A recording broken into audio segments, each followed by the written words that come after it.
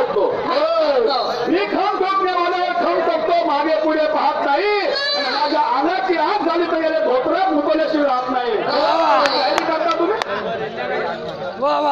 दुसरं गाणं आहे अरे सांगू कशाले खोट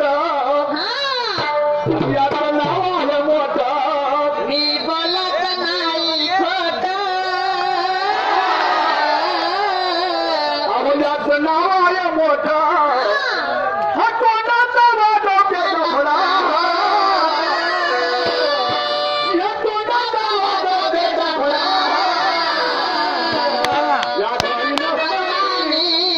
या घरी नसतानी या घरी नसतानी घर माणसानी याचा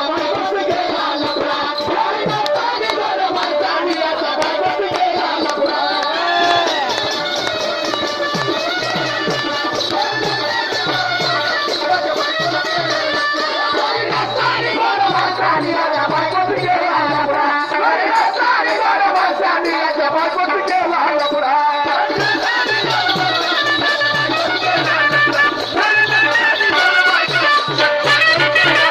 आता आधार सांगतो तुम्हाला आधार सांगायची गरज नाही इतकं बोलला